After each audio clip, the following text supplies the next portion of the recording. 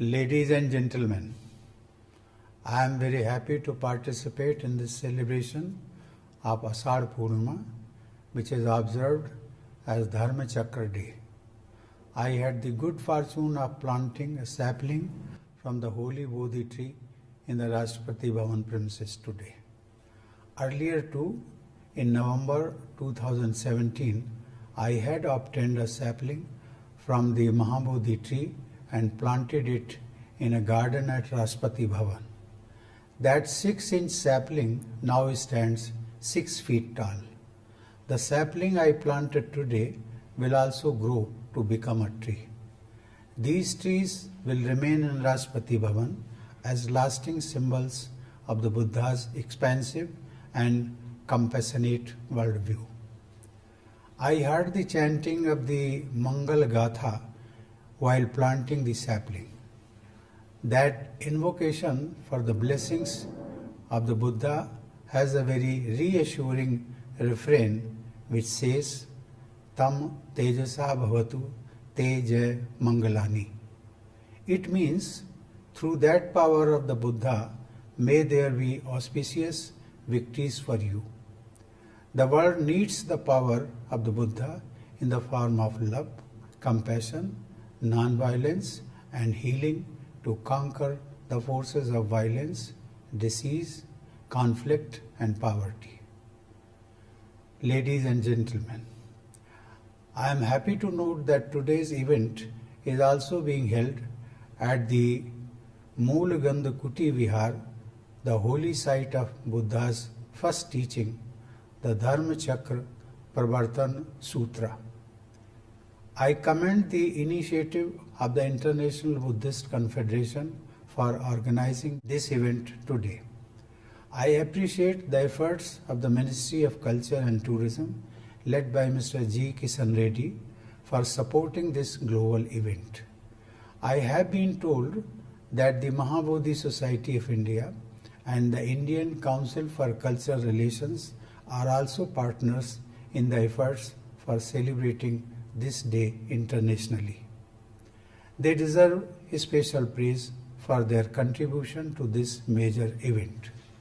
I believe that the appeal of Buddhism goes much beyond the nearly 550 million formally ardent followers of the faith. People belonging to other faiths and even skeptics and atheists feel attracted to the teachings of the Buddha. This universal and eternal appeal of Buddhism is due to its logical, rational and simple answers to the fundamental problems faced by human beings across time and place.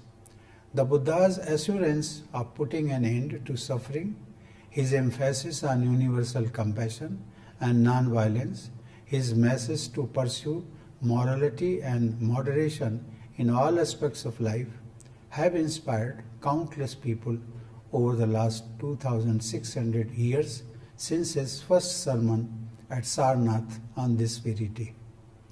The Buddha's well-documented life contains invaluable messages for humanity.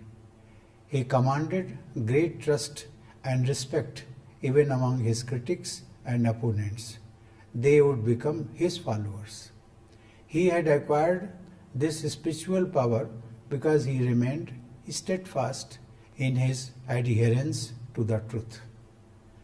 In this virtual gathering of practicing Buddhists, everyone is aware of the Four Noble Truths, the Eightfold Path, the Panchasil, the Three Pitakas, the Three Gems, and the Three Shelters. Most of you are also aware of the major sermons by the Buddha, starting with his first sermon at Sarnath and culminating in the last at Vaisali. It is important to stick to the essence of the teachings of the Buddha and not get lost in several different interpretations and variations of it. In this context, the objectives of the International Buddhist Confederation are laudable. I am told that the governing theme of IBC is Collective Wisdom, United Voice.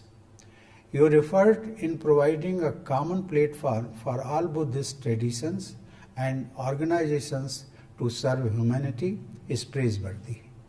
Application of Buddhist values and principles in addressing issues of global concern will help in healing the world and making it a better place. Ladies and gentlemen, I feel proud in performing my duty to preserve, protect and defend a constitution which is substantially based upon Buddhist values. I am proud to share with this virtual gathering that behind the seat of the Speaker of the Lok Sabha, the popularly elected House of the Indian Parliament, are displayed the words Dharma Chakra Pravartanaya. This visible reminder of the ideals of the Dharma Chakra Pravartan Sutra inspires our members of Parliament to follow the spirit of the first sermon of the Buddha. The Dharma Chakra is depicted at the center of our national flag. India's national emblem is also taken from the Sarnath lion capital of the Asokan pillar. It can be said that the national symbols of the Republic of India always remind everyone of the Buddha's Dharma Chakra Pravartan Sutra at Sarnath. The chief architect of the Constitution of India, Baba Saheb Dr. Bhimrao Ambedkar, ensured that the Buddhist principles of equality, justice, fraternity, peace and harmony found expression in the governance of the Republic of India. As we know, Baba Saheb was an authority on the life and teachings of the Buddha. Dear friends, reeling under the impact of COVID-19, the world, more than ever before, needs the healing touch of compassion, kindness, and selflessness. These universal values propagated by Buddhism need to be adopted by all in their thoughts and actions. I hope today's world gets inspired by the Buddha's infinite compassion and resolves to overcome all sources of human suffering. I pray that human society follows the ideals of the Buddha and works to make our planet a more hospitable habitat. I convey my warm greetings to all of you on this very auspicious occasion.